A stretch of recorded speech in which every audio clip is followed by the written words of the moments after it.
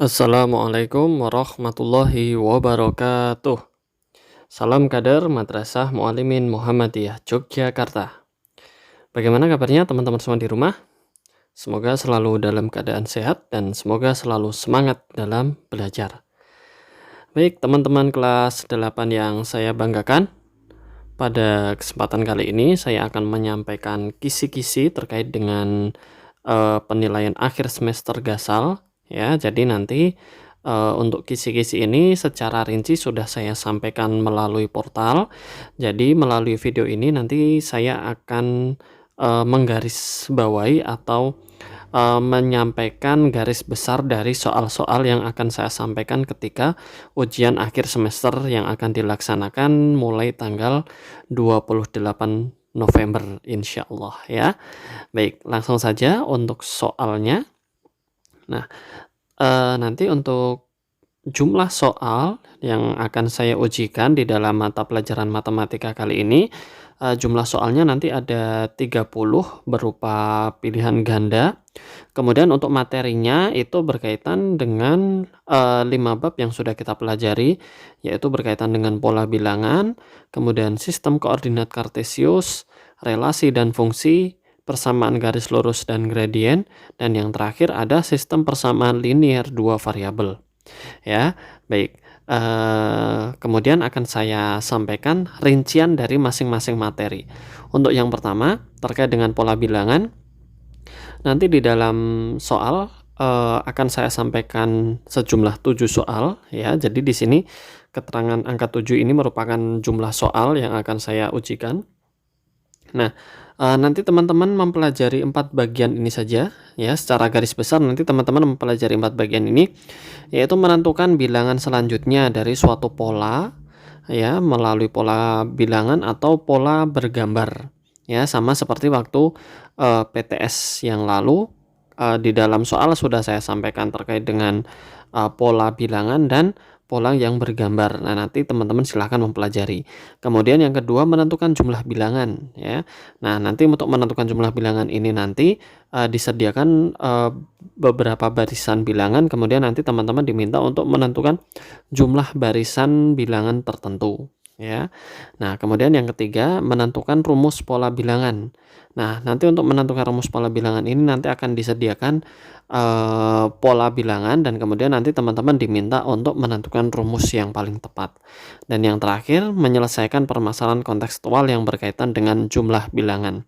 Ya, kemarin di PTS sudah saya sampaikan juga salah satu contohnya ya. Itu nanti silahkan dipelajari lagi. Baik, untuk yang selanjutnya terkait dengan diagram kartesius. Nah, nanti untuk diagram kartesius ada 6 soal. Nah, garis besarnya untuk materi yang pertama menentukan koordinat titik dari titik pusat, kemudian menentukan koordinat titik dari titik tertentu ya, ini jelas berbeda.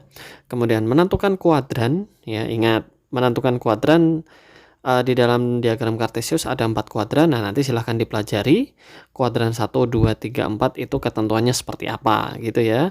Dan yang keempat menentukan jarak suatu titik terhadap sumbu X atau sumbu Y. Dan yang terakhir menentukan bidang yang terbentuk dari titik-titik yang saling dihubungkan ya. Nah, nanti untuk materi mungkin dari diagram kartesius ini yang materi yang sedikit rumit itu nanti yang terakhir ini. Jadi silahkan dipelajari supaya teman-teman tidak mengalami kesulitan ketika ujian. Kemudian selanjutnya untuk materi bab 3 yaitu berkaitan dengan relasi dan fungsi, nanti akan ada 6 soal. Nah, garis besarnya seperti ini.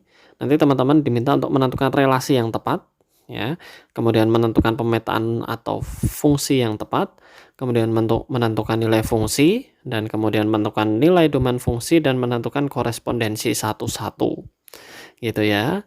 Baik, nanti silakan dipelajari saja. Kemudian untuk yang bab keempat yaitu terkait dengan persamaan garis lurus, nanti akan ada 8 soal. Karena untuk persamaan garis lurus dan gradien ini penilaiannya cukup banyak, jadi untuk soalnya juga lebih banyak dibanding materi-materi yang lain. Nah, secara garis besar nanti teman-teman mempelajari 4 bagian ini saja. Yang pertama menentukan persamaan garis lurus. Nah, untuk menentukan persamaan garis lurus ada bermacam-macam ya. Bisa melalui suatu grafik, bisa melalui suatu titik dan gradien ataupun melalui 2 titik ya. Nanti silakan dipelajari.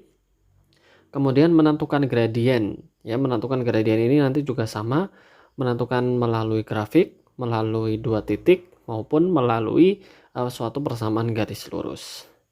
Nah, kemudian yang 2 yang terakhir ini menentukan garis yang sejajar maupun tegak lurus terhadap garis yang lain. Ya, baik. Ini untuk materi bab 4. Dan yang terakhir yaitu tentang SPLDV atau sistem persamaan linear 2 variabel, nanti cukup 3 soal saja. Yang pertama, menentukan model matematika ya. Jadi nanti ada soal cerita. Nah, nanti silahkan